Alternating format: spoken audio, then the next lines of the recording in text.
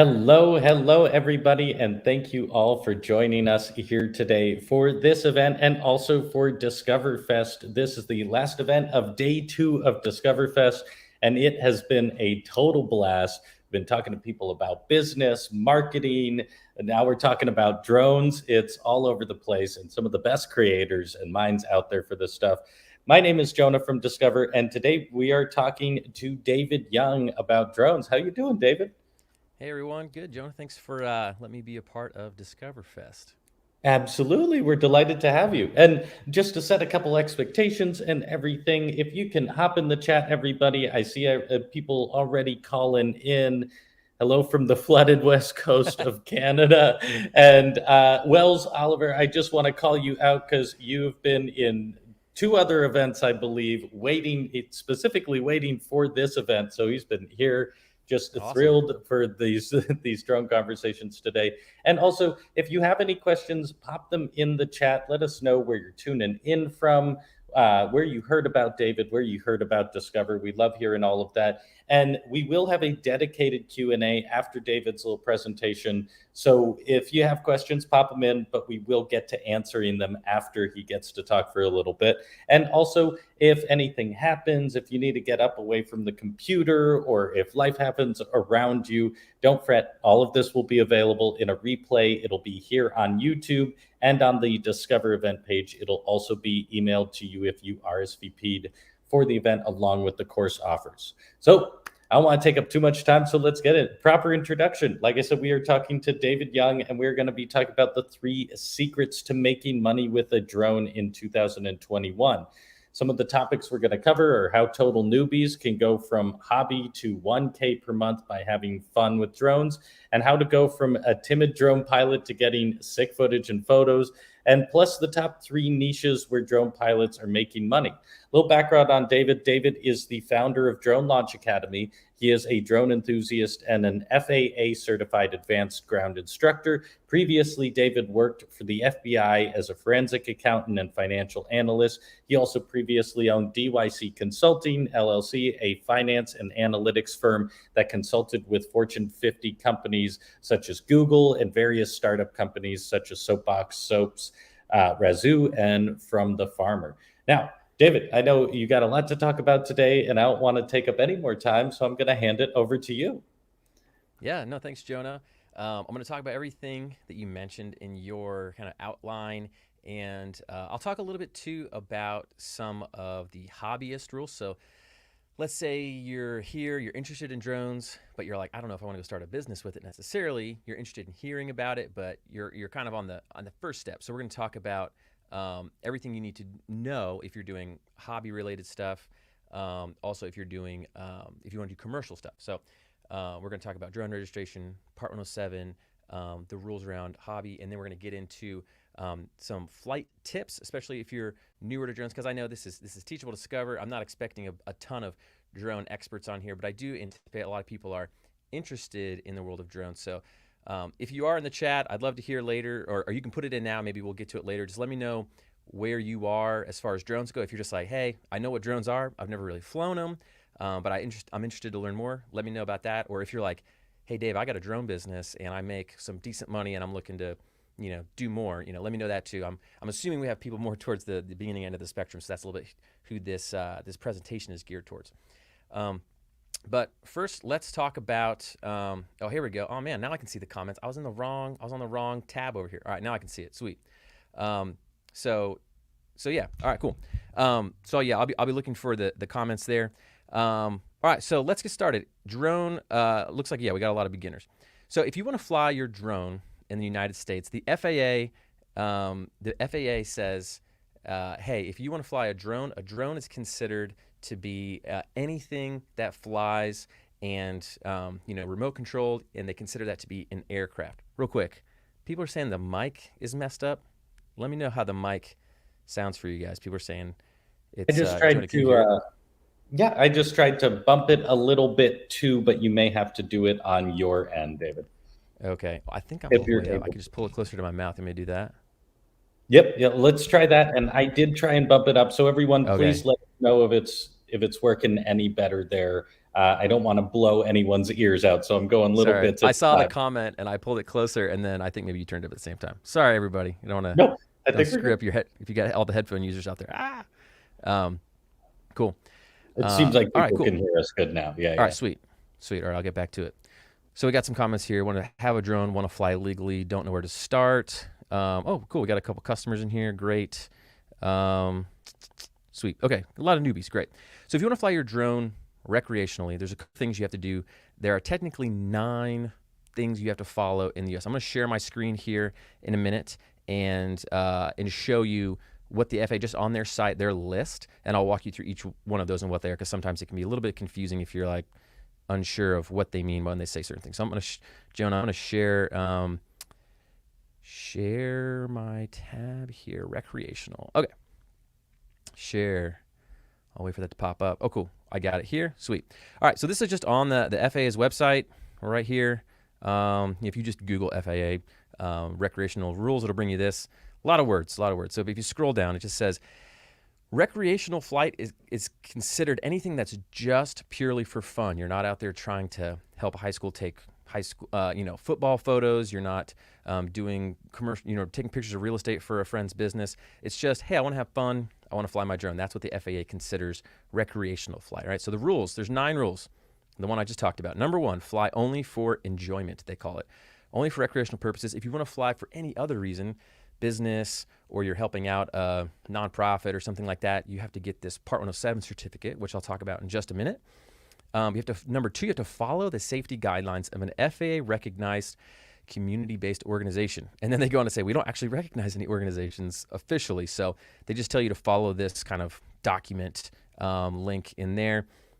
Generally, they're just going to say, hey, make sure you're operating safely, you check the drone, kind of common sense things, but you can read into that, or you can check out some other community-based organizations. One of them is like the Academy of Model Aeronautics. That's like a really popular, like recreational drone organization, right? You have to be able to see the drone. Number 3, this is a big one. You actually have to be able to physically see where it's going, because I want to make sure you're not going to hit any airplanes, particularly like helicopters. It was actually a story of a guy in LA.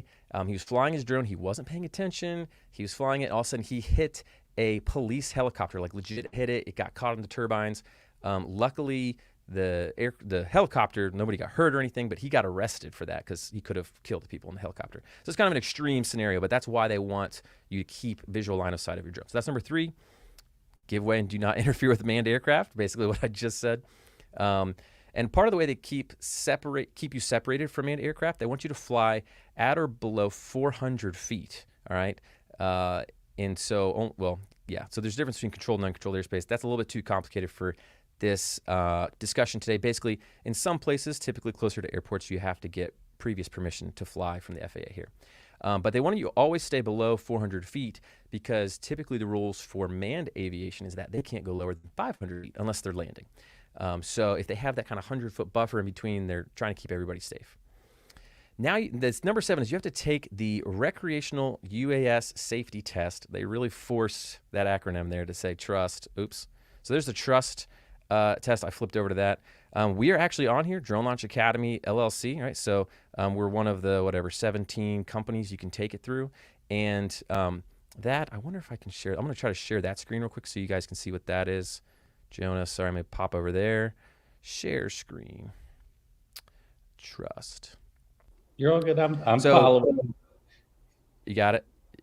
Yep. All right. Sweet. So this is our page. You can take the trust exam with any of the people on that website. It's the exact same content, no matter who you take it with. You just need to make sure they have this little logo right here, because that means they are actually approved by the FAA. We had to go through this super long process to be accepted by the FAA to administer this test. It's totally free. We don't get paid for it. Actually, we have to pay for it. It costs us several $100s a month to administer it. But we do it to try to help the FAA out and just get more exposure for our company. But it's free for everybody to take. We're not even actually allowed to save your user information when we're done. We had to delete your email and name and all that stuff, unless you sign up for like one of our regular courses. But you have to take this trust exam. It's really fast. It takes like 20 minutes. We actually have a YouTube video where we walk through it question by question and show you how to answer every question correctly. Because the way it's designed is that if you answer the question incorrectly, it says, nope, that one's wrong. Try again. Here's why it's wrong. And you literally just take the question again until you get it right. So it forces you to get 100% on it anyway, so we're not like cheating or anything. But we have a YouTube video that walks you through everything. But so if you want to fly recreationally, you have to have taken this. They call it an exam, but it's really just a little course that you can take to completion. And once you're done, you get a certificate, and it just has your name on it. It's got a unique ID, and that's a certificate you have to hold on to if you're ever, let's say, stopped by a police officer and they're like, hey, you're flying a drone. Do you have your trust certificate? You would have to have that or be able to produce a digital copy. So our system emails it to you, so you can always just pull it up in your email. All right, so that's number 7, the trust exam. Jonah, don't shoot me, but I'm going to flip back to our list of rules here. Chrome, recreational, share. I'm with you the whole way, David. All right, sweet. I'm just making sure. All right, registration. Have a current registration with your drone on the outside. So you have to register your drone with the FAA. I'm just going to do this. I'm going to go from this tab, a little easier, FAA drone zone. All right. I think you guys are following me here. Yeah, here, that's easier. All right, so this is where you would register your drone. The FAA drone zone, this costs $5. You have to register. Good. I got a couple questions here that are really good and relevant. So if your drone is heavier than 0.55 pounds, like really weird specific requirement, if it's heavier than 0.55 pounds, you have to register it with the FAA. If you think you might use it for commercial purposes, register it as I'm going to fly Part 107. That's for commercial purposes. Everybody else can file it for recreational flyers. It's $5 either way. Doesn't really matter. It matters, but it's like not going to cost any different. You get that number, you just literally can write it on a piece of paper and you can stick it on your drone, and now you're good to go. You've met the registration requirements. Real quick, we had a good question on here about the trust exam. Yes, if you are flying a drone that's less than half a pound, you don't have to register it, but you do have to take that trust exam. And again, calling it exam is unnecessarily scary. It is a 20-minute course with a couple questions. So yes, you have to take that. A couple other questions that I think were very relevant here. Yeah, trust is good.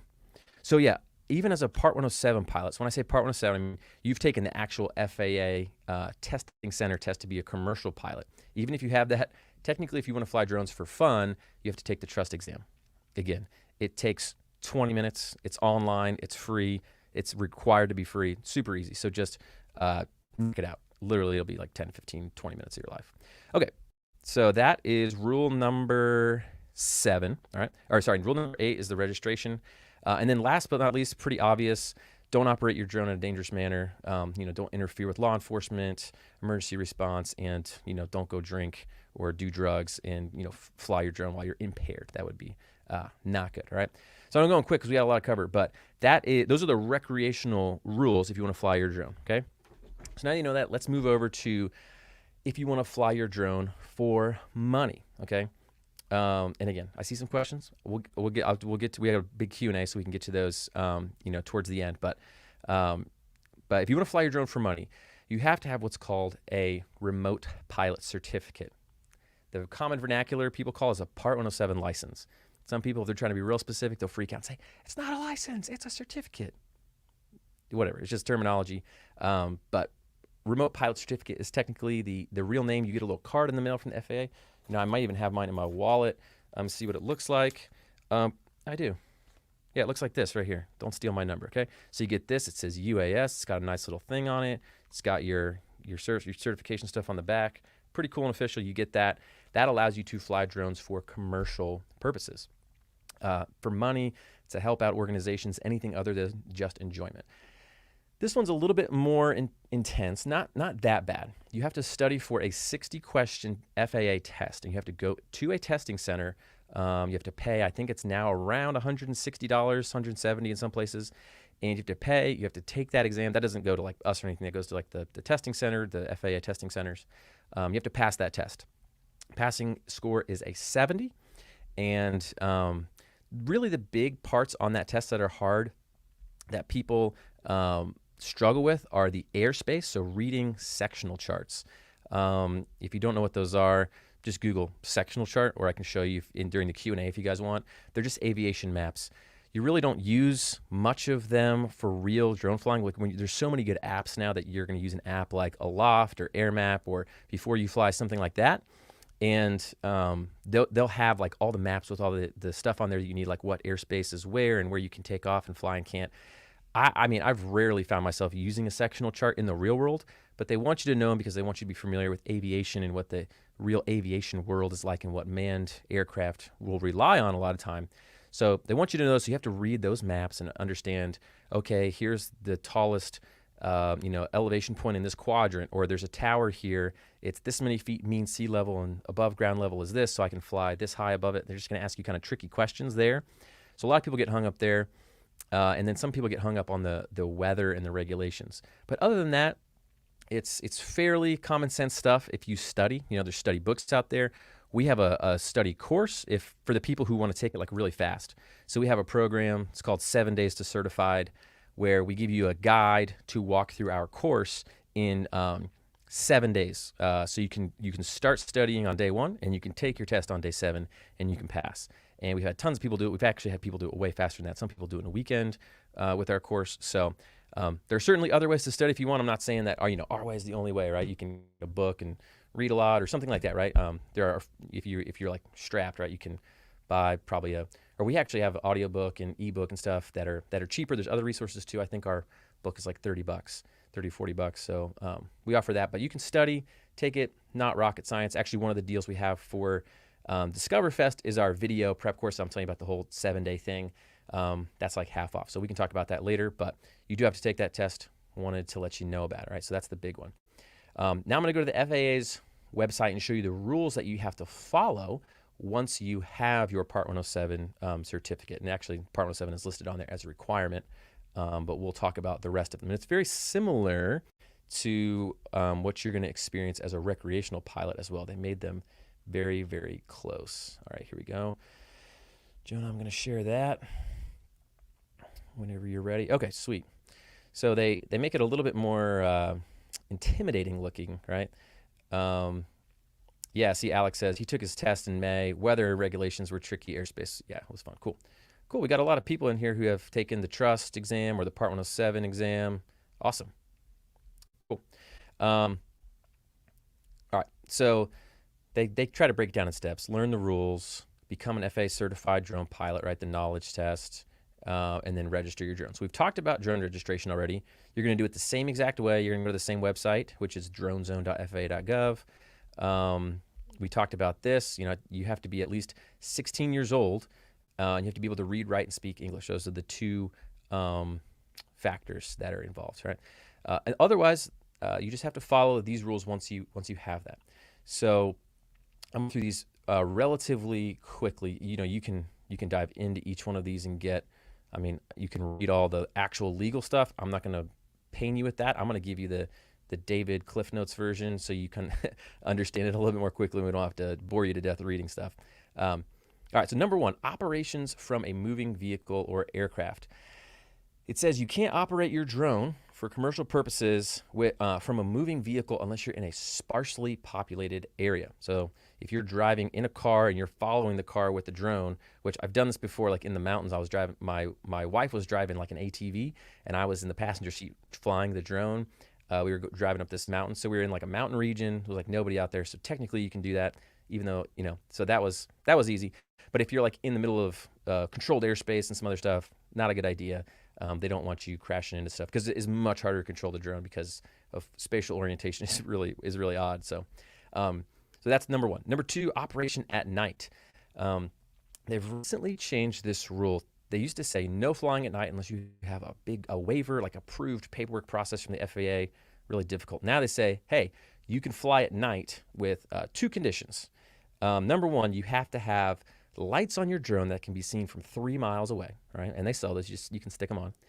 And number 2, you have to have been trained on the effects of nighttime on your vision, right? So, when you get exposed to a bright light at night, your pupils dilate and it lets in different amounts of light, kind of messes up your night vision. You can't see as far. There's stuff like off-center viewing. There's a couple strategies they want you to know about piloting at night.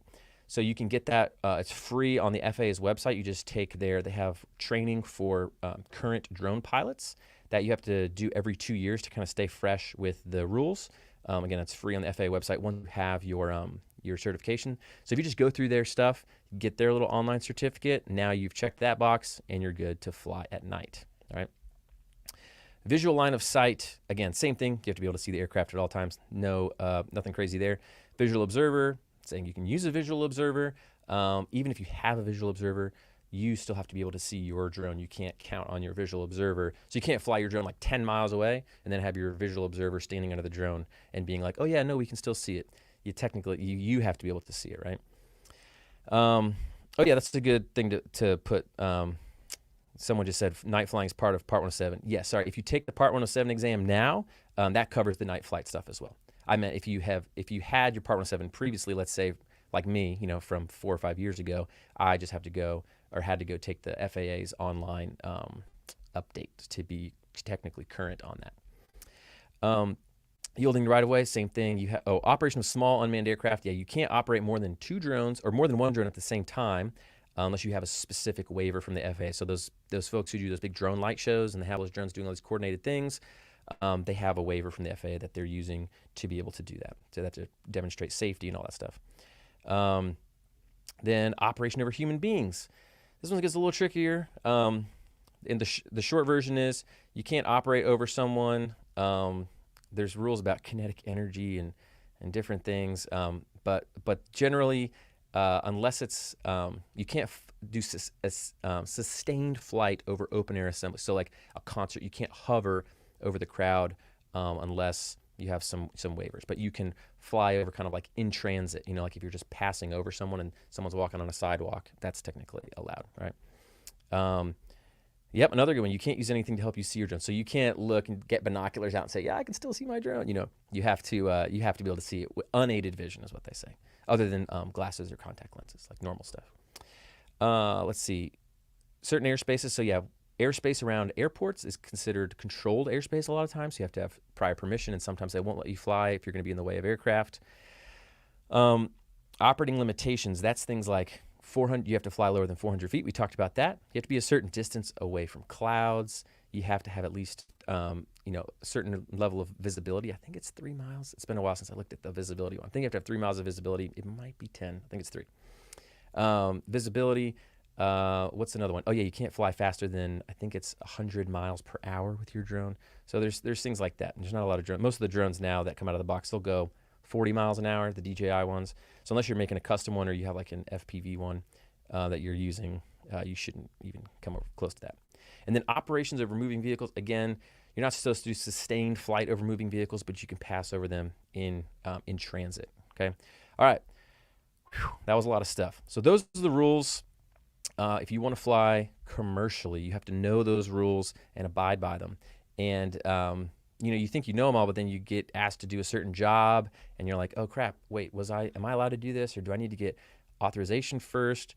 Once you actually get there in the real world and you're figuring out, you go, oh, I need to go check, and I have to get prior approval, and then you realize, oh, I'm going to take my drone off, but it doesn't want to fly here because it thinks I can't fly here, so I have to send my approval to the drone and unlock it, and it gets a little, it can get complicated or kind of hit some roadblocks. So always make sure if you do have a job. One thing I ran into the other day was I had a drone job. I do some drone work on the side. Most of my time spent running Drone Launch Academy, but for friends, I'll do some drone work. And part of it was in controlled airspace, part of what we were filming. And I got my prior authorization beforehand, unlocked the drone. Well, that drone had some problems because it was flying next to a cell tower. The transmission wasn't as strong. So I was like, oh, let me switch drones. So I switched drones. Well, the unlock hadn't been pushed to that drone, the new drone, because I had unlocked it, used my airspace authorization to unlock the other drone. So it's just, you get in the real world and you hit some snags, but you have to know all the stuff to get in there before you start getting these jobs, right? So that is drone registration, Part 107 rules, and hobbyist rules. All right, those are all the rules. This is, boring rule stuff, but if you want to fly legally and safely, you need to do it, because there was a guy, let me tell you, in Philadelphia, you guys might have heard of him. Oh, cool, yeah, 3 miles, 100 miles an hour, and 400 feet. Cool, I got it all. There's a guy in Philadelphia, let me look it up, like FAA fine, it's like $182,000, okay? Now, granted, this is like the most extreme version of this I've seen. I don't see this like every day, people getting fined that much. I'm going to share this here, Jonah. Um, so yeah, so there was a guy. Oh, this is a good guy to follow too, Jonathan Rupert. He's a lawyer for drones. Um, but $182,000 fine that they slapped this guy with for operating illegally. He was flying his drone in controlled airspace without permission. He was going higher than 400 feet. He was flying over people. He didn't have his Part 107 certificate, and he's posting videos on YouTube for I guess technically I think he was monetizing his channel. So there's all these things, and I guess they had warned him repeatedly, and he was just not doing it. I don't know. I'm not going to claim to know the actual case and all the intricate details other than just kind of what's in articles. But it just shows you FAA is enforcing some of these rules, right? And so people for a long time said, oh, whatever, you don't have to listen to the FAA, just do what you want. As this becomes more and more developed, the FAA is going to crack down more and more on this. So if you're thinking, forget that, I'm not gonna do this, I'm just gonna fly my drone and do what I want. It's like, how hard is it if you really want to fly it for money? How hard is it just to take a test and follow the rules so you don't end up potentially like in a situation like this? It would suck for that to happen. So follow the rules, do it the right way, and it'll pay off for you. Okay. All right. Now I want to talk about some tips. So a lot of you are new to drones, drone flying. You may not have, maybe you've flown a drone, maybe you haven't. Let me know in the chat. I know it's a little bit delayed, but let me know if you have not flown a drone. Don't be embarrassed, because I know this is Discover Fest. This isn't like Drone Launch Academy platform where I expect everybody to be familiar with drones, right? This is Discover, so I'm sure there's several people in here that have not flown a drone, or at least if you've maybe flown a drone once or twice, let me know in the chat so I can see how many of you are out there. But while you're doing that, we have partnered with this company on one of our courses, one of the business courses we offer for like people who are starting drone businesses, and they're called Skywatch.ai. Great drone insurance company. I'm not getting paid to say that or anything. I just really like them. They have a great platform. So if you ever want drone insurance, like if you're doing a job, they do liability insurance. So you can get like $1 million, or I'm just giving them a free plug here, like $1 million or $2 million in liability insurance. And you can say, hey, I just want it for 1 hour. And I just want it for 1 hour and I want this much coverage. And then so you can pay like 15 or 20 bucks for like $1 million liability policy for that 1 hour. That way you don't have, let's say you fly 3 times a month, you don't have to have like a full insurance policy. You can just get it as needed. So I think that's super cool. But they do regular policies too. All this to say, they partnered with us to teach on the insurance section in one of our courses. And they have so much data of people flying in their platform. Because if you fly using their platform, they'll give you discounts if you operate your drone safely, kind of like the safe driver discount thing. So they have tons of data from people who've flown drones when they've crashed, and they've analyzed all that data to see, okay, when are people most likely to crash their drone, and what are some tips? So I'm going to share some of the tips that they came up with to say, hey, here's how not to crash your drone, and I'll just give you some practical tips that I've learned over the years, right? The number one thing that was messing me up at first, when I first got the drone out of the box, I got it in the air, and I was flying it around. You don't, unless you've driven like a remote control car maybe, it's very odd when the car, or like when the drone is facing at you, because everything is reversed. So like right is left, left is right. So it's very disoriented if you're flying the drone at you and you're like, oh, I need to go this way. Naturally, you're going to want to like bump it out in the direction that you can visually see it. But to the drone orientation, everything's reversed. So that will be backwards. That's how I crashed my first drone. I had it for a week. I was living in a townhouse about 45 minutes outside of DC, and I was flying it at myself. There were a bunch of like middle school kids over on their deck over here watching me, like jibber jabbering into each other. This was like 2015, I think. And so drones were, newer, and I'm like, oh man, I got this pressure. I got these little middle school kids watching me. I can't like mess up and look dumb. And I get to my house and I'm like, ooh, I'm getting a little close to the house. Let's bump it away. And again, I tried to like do what visually looked right, was move it away from the house, but it was facing me. So I just crashed it right into my bedroom window. It hit the window. The propeller broke. It spiraled down, hit a snow shovel on the way down, cracked my camera off, and the whole thing just like fell in the snow. Some middle school kids were just like cracking up, laughing at me. I just kind of like picked up my things real quick and ran inside. And then I tried to get a repair shop to fix it. I think I contacted Drone Nerds, and they're like, by the time you send it down here, we pay for a replacement part, we put it on, like you might as well just buy a new drone at that point. It's kind of like TVs, the technology gets cheaper and cheaper all the time. So Know your orientation. Practice in an open field that is empty where you can't hit anything. Get it up above the tree line if you can. If you have like a GPS enabled drone, and practice turning, flying in circles, fly just in like a box shape first. Go real simple. Practice flying your drone at you. Okay. So that's what I would say. Number one, these are Dave's tips first. Number two is avoid trees. Okay. Trees, drones, not a good combination. Okay. I've lost several drones to trees. The one I just told you about was my window. I flew it into my window on accident. That's when I first got a drone. I was trying to do a real estate shoot one time that had this like canopy driveway, long drive. It was this horse farm, right? Canopied trees over it like this. I'm flying the drone. I could see it. But when you get far away, your spatial orientation gets kind of messed up. So it's hard to tell, hey, is that branch 3 feet in front of my drone or 2 inches in front of my drone? And you can see the camera, but you're trying to look at your drone, look at the camera, and you can't always tell exactly. Sometimes things are out of your frame. And I clipped a tree, and that drone spun around, flipped, crashed. Luckily, it was okay. It wasn't damaged. But be very careful of trees, limbs when you're getting close to them. If you have obstacle avoidance sensors on your drone, use them. That drone didn't. But be very careful of trees. It's really easy to snag a tree if you're trying to get a cool shot. Be careful about that. All right. From Skywatch, they said, hey, drones normally crash when people are taking off and landing. That's like close to the ground, right? My 2 crashes that I just mentioned weren't taking off or landing, but they were close to the ground. I think I was 4 feet up when the tree incident happened. I was probably 15 feet up when the house incident happened. Yeah, so if you're taking off or landing, oh my gosh, go on YouTube and just type like drone fail or drone crash. You see people, especially on boats, when they try to launch a drone off a boat or catch it, they'll try to, like boats moving, they're trying to catch the drone with their hand. You'll stick your hand in there. Those propellers will dice your fingers. I did that one time, again, when I first got my drone, learned the hard way, stuck my hand up there. I was trying to catch it or something, sliced my finger, like it was bleeding, not great. Okay, those are sharp propellers. So be very careful. If you're trying to do a hand catch, make sure you keep your hands away from the propellers and make sure you have a clear landing area. When you get low to the ground, again, you're looking at your screen, you're looking up at the drone, you're trying to make sure you're not hitting everything. It gets a little dicey. What I like to do, especially if you have a drone with a gimbal, I like to take that gimbal and look straight down at the ground so I know exactly what I'm aimed at.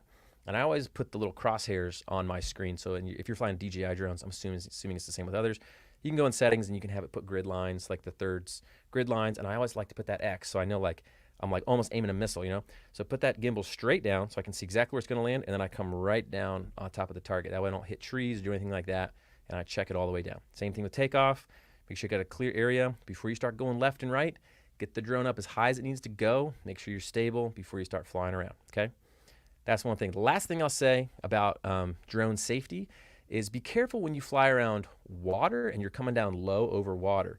A lot of those sensors will think it will see, it's looking at the ground and it can't read the water very well, so that's caused crashes with the sensors on the bottom of the drone getting low to water. It thinks it's either the sky or it can't tell what's going on.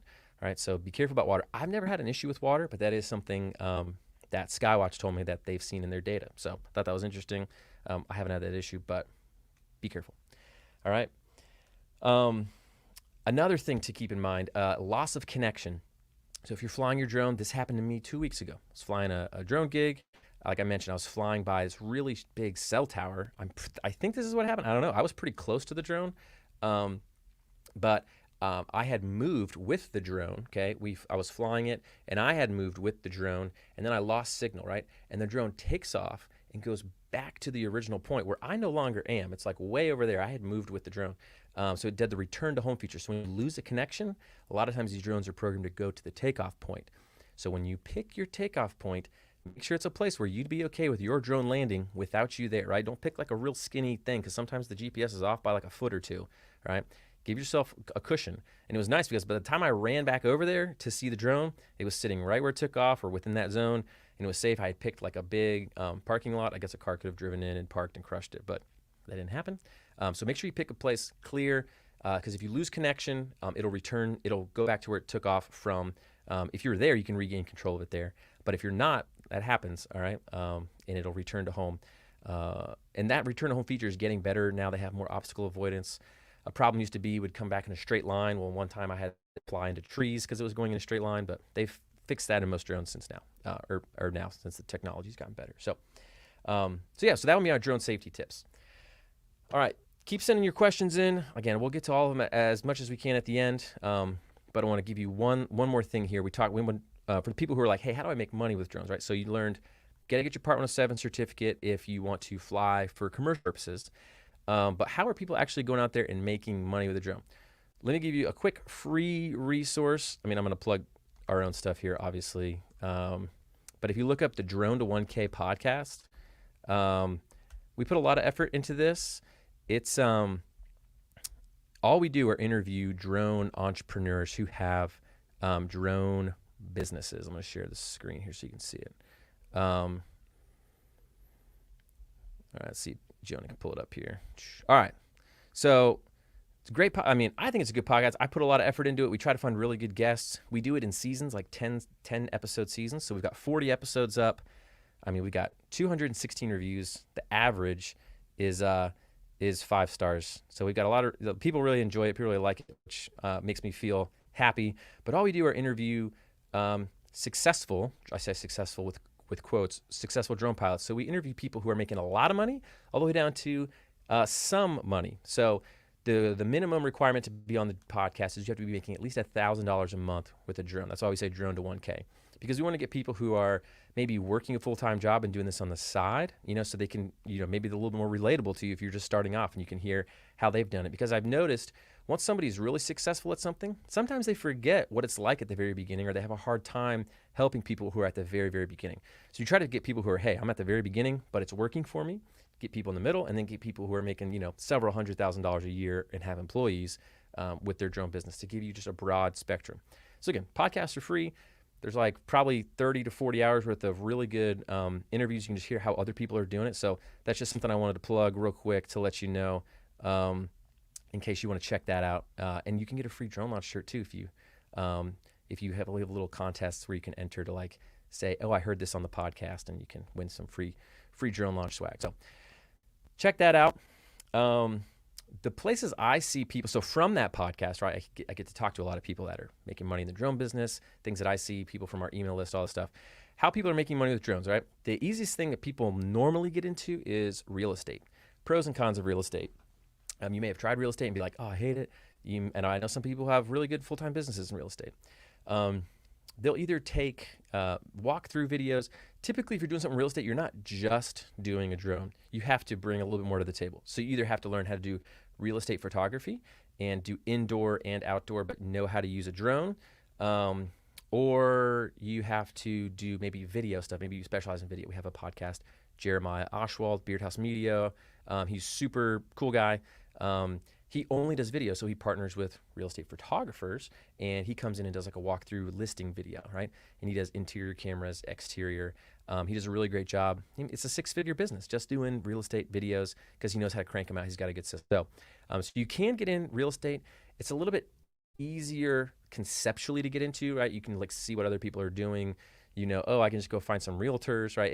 It seems to be easier to understand for a lot of people on how you could make that work. And it can work. The problem is, since it's a readily, people think about it as a niche. Oh, I can do real estate. There's people who try to go into it. So everybody complains about, oh, race to the bottom and the prices are getting pushed down. But typically when I hear people make those complaints, they haven't really tried that hard to network with realtors or to try to make their stuff look better, right? They have pretty low level skills, and they maybe talk to 2 realtors who say, I'm not interested right now. And then they think, oh, nobody's interested. This is a flooded market, right? It's not true. Any business, you're going to have to work at it. You're going to have to network hard. There's a lot of people offering very low quality for cheap. So you just have to not do that, right? You either have to offer higher quality, or you have to do a better job of networking, getting to know people. But I know plenty of people who make money in real estate with drones. I'll call it drones plus. You need drones plus other skills like video, ground video, or photography, right? So that's where a lot of people get started, right? But then you can go from there, and some other people, they like more of the data side of it. And to be honest, this is my personal preference. So we have a guy, Alex Harris. He's one of our instructors. He's made some awesome courses. I heard some people in this in the presentation say they're in their A to Z course. That's his course, Aerial Video A to Z. He's the instructor for that course. He partnered with us on that. He's really good. He's like a Hollywood cinematographer and video editor and camera operator, and he's doing drone stuff. He's worked with a bunch of big clients. So that course is great, and he's really good at that. I like the data side of things a little bit more, mapping, inspection, some of that. And we have a guy, Root Patel, who we did a beta live class for drone mapping, and we're actually going to be releasing that course in the next month here soon. But that's like how to use drones to get data to help with inspections, construction sites, engineering, that kind of stuff, where you can make really precise measurements, like working with surveyors, so you can map out stuff and see the status of construction sites and overlay them, over time. Or you can answer questions like, hey, what's the exact measurement of this wall? It just gives you a image of your site or whatever you're trying to capture in real time. You can build 3D models with drones, a lot of really cool stuff using photogrammetry, and get a little bit more complicated. And you can make more money doing that stuff. But the problem is a lot of people just don't kind of comprehend who the customers would be and how they would do it. And because it's more sciencey, I guess you'd say, it just is more like data driven. So you have to dig a little bit to understand that more. So there are less people who know how to do that effectively. Thus, mapping jobs tend to pay more because you're usually working with a business who have bigger budgets, things like that. So you can do mapping. That was actually, according to a drone research study done by, I think, the Drone Analyst for 2020, for people who had a drone service business, mapping/surveying was the highest, number one kind of people who were making six figures were doing that. The video production and photography was on that list too, but it was just a little lower down. And then I guess the last thing I'll say is, on that side of things, some people do use drones for like video production purposes. So they're doing commercials for car dealerships, or they're doing, working with small businesses. Again, using a drone, sometimes using ground cameras too. You're a little bit more of a video production entity that uses drones as well. I do know people who only use drones, right? But they're typically very specialized, and they'll work on like Netflix shows, but they're like the drone person. They've got big rigs that are expensive. So that's possible too. You can work up to that. But I think it's more common for kind of the average person getting into it to maybe have a more video production component to it. But anytime you can do something to separate yourself, make yourself distinct, that's going to be to your benefit. So what you want to do is you don't want to be just like everybody else out there, right? You need to have like something unique that you bring to the table, whether it's your editing style, or whether it's, hey, I really know a lot about this industry, or I can get you this specific result, or I'm faster than other people, or you like me more than other people. Whatever it is, you got to have something that's gonna set you apart, right? So that's the thing I've taken away from interviewing, so many people on drone businesses. They're not afraid to get out there and get some no's, right? They get out and talk to people, they make a plan, and one of the biggest things is just being tenacious and sticking with it. It's like any business, really. You got to be consistent. No matter what you do, you're gonna hit roadblocks, and if you give up, then that's it, But if you keep pressing through it and you're determined, it'll work. No matter, I talk to people in tons of different businesses, not even drones, and it's all the same. Just requires consistency, right? So, have a business plan in your head. You don't have to do super detailed one, but maybe at least one page. Focus on, hey, what customer am I going to go after? What problem do they have that I'm going to solve, right? A lot of people think, since I have a drone, I'm going to buy a drone. I'm getting my license. Now everybody's going to find me and hire me. Like, that's not the case. There's some drone job marketplaces out there where you can get jobs that pay like a little bit here and there.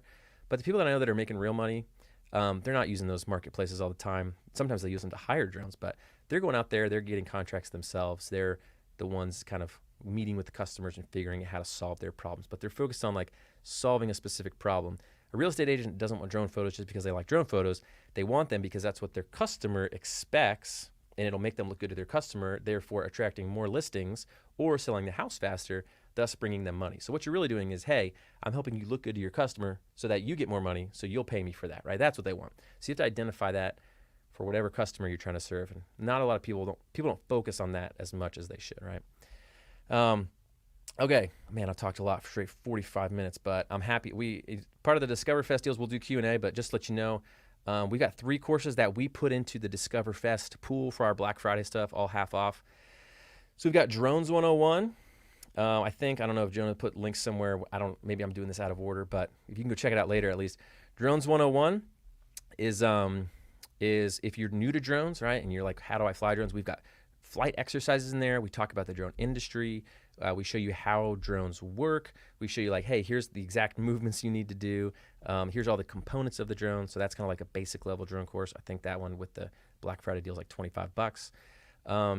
If you want to get your certification and you want to take our video course, that 7-day process to get your certification, that is normally a $200 video course. So that's 50% off. It's $100. And then we have a course called Drone Business Foundations, and it's everything you need to know before you start a drone business. So it walks you through how to pick a niche, how to think about your industry, how to think about clients. We walk you through creating a drone business plan for yourself, so you map everything out. It's what drone should I buy, all the opportunities that are there. So by the end of the course, you know exactly your plan of attack, how you're going to get in, what you're going to focus on. That is normally like $100, but that I think it's $50 with Discover Fest, right? So those are the deals we got going. Yeah, I see some people that are talking about aerial video A to Z. That's another one of our courses. We're doing a Black Friday deal on that later, but if, you can reach out to our support if you want to know more about that. But this is kind of aimed more for our beginner audience, the people that are just getting into it. So we're putting some more of our beginner courses on here for Discover Fest. All right, Jonah. Oh my God, a breath, Yeah. man. That's what I got. Thank you. Again, throwing a lot at it. I like how you're able to cover from beginning to a little more advanced in the business end and everything. It's such a wide field and such a wide variety of why and what people are getting into drones for, and it's changing all the time too. I know Yep. coming from like video and audio. I've seen friends who get into the business just morph and change and find new industries, and you never know what they started as a video company. Now they're doing like LiDAR scans, and it just gets Yeah. Yeah. really it gets totally The guy crazy that where you could. I talked about that is doing a mapping course, he started off as somebody's assistant for their drone real estate company. Now he owns like an engineering company. Well, it's an engineering company. He's not an engineer. He uses the drones and technology, but he hires engineers to like help him Right, develop the reports and things like that. And he does the LiDAR stuff and more the expensive equipment stuff. right. Yeah. And so we do have David for just a few more minutes here. So everyone, please hop in the chat. I know I'm going back because I know there were various questions, but y'all are also very active. So I'm trying to catch where the questions were amongst everything. But David, if you saw any too, feel free Yeah. to call out. So I saw a couple times people saying, "Hey, what's the podcast?" So it's called Drone Hmm. to 1K. I can share that again real quick. Um, here. So Drone to 1K podcast. We got 40 episodes. People tell me like, "Oh, I just binged them all," or they'll listen to them twice or whatever. But pressure to put out an episode every week. So I batch 10 of them, or I try to find really good people. And when I hit 10 recordings, we'll release them week by week and do fun little contests and stuff as we release them. But check that out. There's 40 of them there, and we're going to start recording season 5 here shortly. But that's the podcast to check that out. All right. Let's I see. saw this was an interesting one to me. So, or relative to your courses too, after someone gets the 107, what course would they take? What would be a good Oh, it takes next pre- course? Yeah, I think that depends on what you want to do, right? So I always tell people, there's people who I like being creative, I like the creative side, and where I like the data side. Some people they don't like creating a video, or they'll say like, I work with a realtor, I make a video. Is the video good? That's kind of like up to someone's interpretation. I mean, Hmm. there's some objective standards, but like sometimes it's, oh, this isn't fast enough, or oh, actually, I've worked with a real estate agent. It was a real estate agent who sold us our house. I did a video for her for free, just as a favor. And it was even like, could you not go so fast through the rooms and this and that? And I'm like, okay, I mean, I'm doing it for free, but I'll go back and change it. So some people don't like the working with that kind of stuff, right? Whereas Right. on the inspection side and the data side, they're like, hey, give me a map of this construction site. It's like, it is what it is. It's not, could you move those blocks over there? You know what I mean? It's just data. It's information, right? So some people like that side of it. So if you liked the creative side, an easy thing to get into, we have an aerial photo pro course. It's like a cheaper course. That's all about photography. Photography is a lot easier, a lot less moving parts when you're getting Right. started, because you can line it up, you can get it there, snap it, and then you can have time to just edit your picture in Lightroom. So that course goes through all that, shows you how to do some real estate stuff, how to do a lot of landscape type of photography, how to remove certain things, kind of basic stuff you would need to know how to do if you wanted to have drone photos that you could sell, right, or get hired by another company to do that. Easier to start there. The video stuff gets more complicated. Video editing's harder. Getting smooth video shots is actually kind of difficult because a lot of people, it's real jerky, or they go fly over a lake and they just do that for like 45 seconds, and that's the beginning of their video, and like people have already fallen asleep by the time you get to like, we've all seen that shot, right? Yeah. So like it's just that's, I would say that's a little more of it. So I would start maybe with the photography side of things, and then if you want to do more of the data side, right now we have a roof inspection course, but I would actually start with we're about to come out with this mapping course next month, where it's like drone mapping and modeling foundations, and then I'll give you the basics of photogrammetry, how to do that. We walk through some sample projects of mapping out a construction site, and actually a restaurant asked us to create a map to help them do new drive-through lanes, things like that, right? So that's what I would do, right? All right. I got a few here. Yeah, I did want to capture this because I think it's good for starting out. Like, how much should you budget for drone purchases if you want to build a business? So really, any minimum thing you're going to do on photography and video or mapping, you're going to need like a 12, at least a 12 megapixel camera, or for the quality of video, like 2.7K at least. Most people want 4K stuff now because it's like, oh, shoot it in 4K, even though they don't edit in 4K. But right. Yeah, it's like, cool, you have like a computer from 1997. Yeah, let's load it up. But I would say $400 would be the minimum probably for a drone. So like you can look at, unless you want to go on eBay and find some used drones, but you would need something like a Mini 2, like the DJI Mini 2. If you want to go like a level up, there's like the Mavic Air 2. I love that drone. I think it shoots great video. And then you could go like way up. They just released the Mavic 3. It's like $2 or $3 grand or more if you want to do it. So, but I would say if you're just getting started, either get like a $400 drone, or honestly, the first drone I ever bought was the Mavic, or the Phantom 3 standard.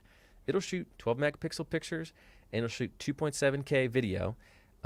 It's pretty decent. I think it only goes like a half mile. It's not the best range, but you can find those for, around $300 or $400. I looked the other day because I was interested. I was like, oh, how much are these now? But otherwise, you'll be doing real well with like a Mini 2. I think the Mini 2 shoots in 4K, and it's pretty solid now. That's like the newer small drone. So I would budget around $400.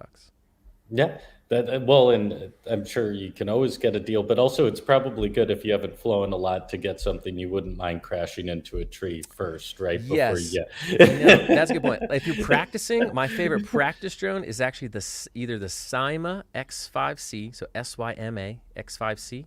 That's the drone we use in that Drones 101 course. It's like $40 or $50 on Amazon. It doesn't have it doesn't have a GPS in it. It's harder to fly. But if you can fly that, you can fly the regular drones. Right. But practice on that. I've flown 6 of those into trees before. Or if you want to take one level up, there's the DJI Tello drone, real small. You can fly it with your cell phone. Actually, you can like do the controls like on your phone, which are pretty cool. Nice. Yeah. It doesn't go super far, but that's like $100. So that's a little bit more fun because you can see the camera. But yeah, that would be my thoughts there. Cool. And then some more just practical questions here. Like, what is the best drone for beginners? And then interesting aspect, like one that flies itself more or less, or where I can go learn about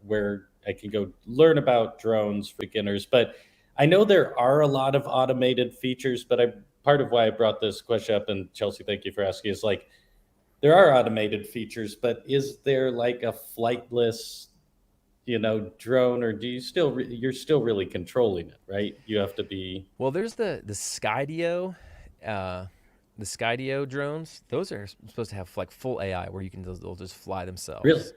Yeah, those are a little more expensive, but you can't control them, but they have flight modes where they can follow things or inspect things fully autonomously.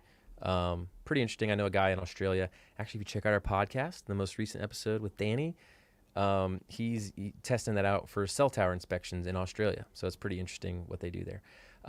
But I would say best drone for beginners, when it says flies itself, is I'm thinking one that has a GPS flight controller, because those are the ones like if you're pushing forward and then you let go, the drone goes and like stops right there where you let go, as opposed to the other ones that I mentioned without the GPS. If you let go, it's just like a paper airplane. It'll just keep going until you like manually hit the brakes on it. Right. But But yeah, I would say, probably like a Mavic Mini. I saw somebody got a Mavic. DJI is like one of the most popular drone manufacturers. So I talked about it. There's other brands. If you're like, I hate DJI, like I don't want to buy DJI drones because sometimes they do that geofencing thing I was talking about, where they won't let you take off in certain areas. If you're like in controlled airspace, which is probably a good thing. But there's Autel, Evo, there's Skydio. Those are probably the two other popular brands. Or there's Unique. I haven't heard as much from them lately, but those are some other ones. But but one that flies itself with a GPS, I would probably go with like a Mavic Mini Cool. to start with, or like a used Mavic Pro. I saw someone said they got one for like $350, and that's a pretty decent drone. So Right. And I'm trying to combine, everyone's asking a lot of questions here, and we don't have a whole lot more time. So I'm trying to thank you, everybody, for your patience. I'm trying to like see if I can combine yeah, questions a little. Uh, Catherine asked, and there was another question too, just about like qualifications. I think people gotcha. are interested in the mapping. Like, do you need Yeah, to have these like backgrounds in engineering yeah. or specific licensing or degrees to do the mapping? Gotcha. No, you don't have to have a license degree to create the map. No, if you are going to claim to give someone an accurate survey, like, oh, hey, I can survey this property for you, you have to be careful in the state because some states are like, oh, if you're handing over, measurement information to a client, you have to be a surveyor, this or that. Most states will let you. I haven't heard of anybody saying you can't go and create a map for a client. Basically, take a picture that you pictures that are stitched together from the air. But for instance, Root, he did for a construction company, they wanted an official survey with the drone for before they laid the groundwork. All he did was he went and called a surveyor up that he had met at a conference and said, hey, I got a client. They need officials for survey stamp. I'm going to collect the data. Can you review it and stamp it if once you approve off the measurements? And he's like, sure. So he just partnered with one. He does the same thing with engineers. So he'll go and he'll fly, do roof inspections, other type of asset inspections, and he just whatever he needs. So he's doing a big thing for a mining company in examining one of their large pieces of equipment. He's collecting the data, putting the models together, and then he's working with the engineers to be like, okay, here's the final report on what's wrong with it. So he's Right. he's an expert in kind of the data acquisition, processing, and analyzing, and then he just brings in whatever expert needed. So you don't have to have that expertise, but you may need to become friends with people who have that Right. expertise to bring them in on jobs when you get there. Yeah. Or charge a little more and hire those Oh, people, certainly. right? That's how Yeah, yeah, you, yeah, yeah. yeah, You yeah. bring them in as in like, hey, here's the contract price, and then you hire them as a Right. subcontractor to work as for your company. Yeah, right. Right. I do want to get to this because a few people have asked quick, just like recommendations for editing software for video and photos. Do you turn to like Uh, Adobe Suite and all of that for? yeah, so in our area of it A to Z course, other people are talking about. They talk about the three most popular ones, right? Premiere Pro by Adobe. That's like a subscription based one, so that's why some people don't like paying a subscription. So if you don't like a subscription, don't do that. But I say that's probably the most popular professional one. Then there's if you have a Mac, they have Final Cut Pro. I like that. That's what I use. I think it's like $300.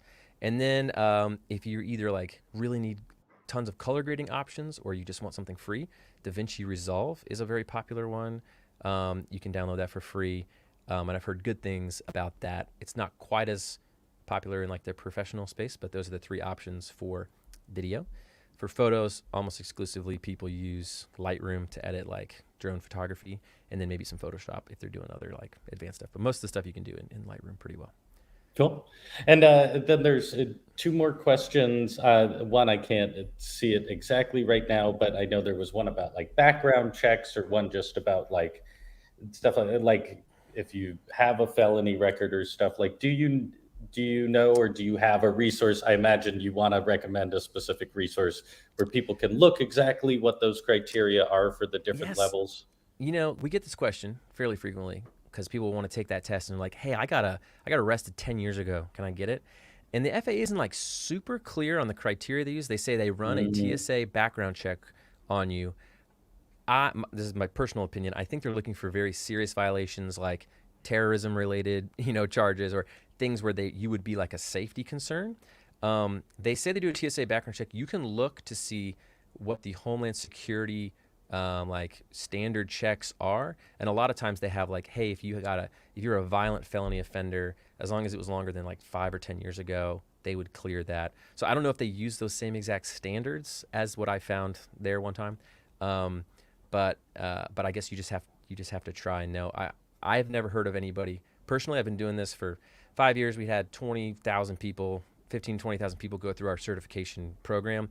I've never heard of anybody being rejected based on their background check. Mm. So I think it's, again, opinion, I think it's for pretty like severe related things. You know what I mean? Like case by case, but they're looking Correct. at that. Yeah. So worth trying to go for it and seeing what. Yeah. Yeah, yeah. If you didn't do something really Right, like if terrible. you got arrested, if you got arrested for stealing something from a grocery store 10 years ago, I would be shocked if you. I've never heard of anybody getting disqualified for that kind of stuff. Right.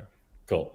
And then I got time for just one more question here. And Donna's been very insistent. I think it's an interesting one in general, just into like, but ask David about drone deliveries. So like Uber Eats or stuff like, Yeah. and that also just goes into like, there, I'm sure there's like municipalities and complexities of like, if you want to start a drone business that relies on flying over people's houses or any of that, like, Yeah. So drone deliveries technically like countrywide right now are not legal on a broad basis because hmm, you have if you want to fly farther than you can see or you want to fly a drone where there's not a human operator, those all require waivers, right. right?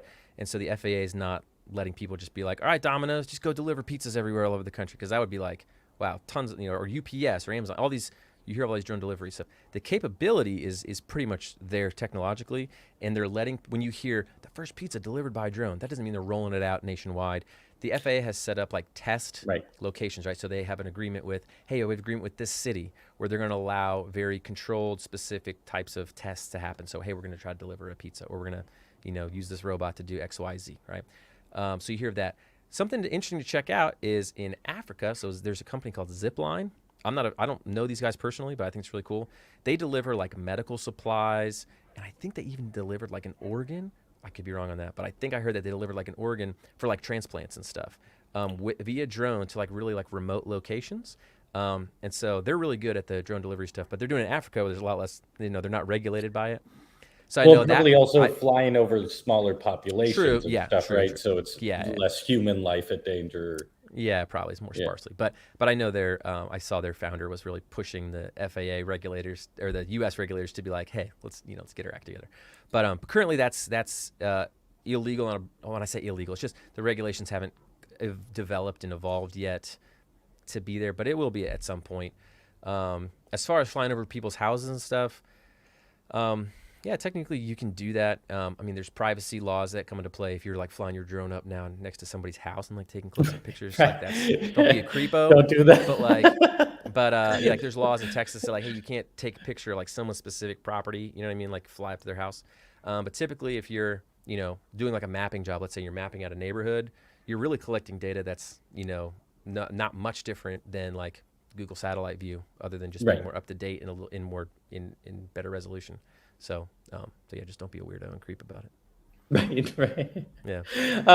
Well, we do have to wrap up for time, but thank you so much, David, and thank for such Yeah. like taking the time and effort to cover such a large like array of aspects of the drone world. I think it's so Yeah. fascinating how it's just like permeating, and even just now when you're like, yeah, you can't deliver yet. It's like, when are we going to see these things? And it continues to just permeate into all the Yeah. different It's angles. all regulation. They just don't want drones running amok in the airspace and causing planes to crash. I like that's like their number one, thing. And Which I think is pretty regulators reasonable. sure. And regulators, they don't have like a financial incentive, so they're like don't Right. necessarily care if it takes a lot longer. And these other companies are like, come on, Right. I was going to say really quickly, I know Yes, there's please. other questions that people had. If there's stuff that we didn't cover, feel free to email us, support@dronelaunchacademy.com. Our customer support guy is a certified drone pilot with a drone business. His name's Scott. He's super helpful. If he can't answer it, he'll find someone who can. So you have questions about mapping, what software to use, what's the good drone to buy, any of these questions that were coming up here, maybe we didn't cover it, feel free to email support@dronelaunchacademy.com. Scott will get you taken care of. We'll get your questions answered so we don't leave anybody hanging. Awesome. And where's the best like social platform for people to follow you and just see what you're all up to? So we have an Instagram. We have YouTube. So just @DroneLaunch is Instagram. We have a Facebook. I mean, I don't put a ton on there, honestly. Sure. But Instagram, I'll throw stories up there. We used to post all the time, but I was like, this seems, like, I don't know. I'm kind of hot and cold on Instagram because like you put a post up and then like 3 days later it's gone in the feed. So it's like, is it really worth taking the effort to put all these posts together? But we're putting more effort into YouTube now, so because that's a little more searchable and people tend to find us more on there. So Yeah. all of our like drone to 1K interviews that we do, like the podcast interviews, we put all those on YouTube now, like the recorded video version. So if you like that, check out YouTube. So yeah, I would say probably YouTube, Instagram, and email are probably your best bets. And if you Awesome. if you DM us on Instagram, that does go to my phone, so I'll see it and I can get back to you. Awesome. Well, thank you again, David. Thank you, everyone who's been watching and interacting. You all were very active and just appreciated all the conversations and passion you all brought to this awesome event. Yeah, Please, if you enjoyed the event, like and subscribe to the Discover YouTube channel. We are consistently trying to bring more creators and entrepreneurs from all kinds of backgrounds out, like David, to share their knowledge and grow this community. And check out in the link in the description, we have all of David's courses there. And they're only going to be on that discount for a week. So you have a little bit of time, but go take advantage of them while they're still there. And also feel free to check out the full schedule of this week for Discoverfest. We got a whole bunch of events from all kinds of different angles of business and art and marketing.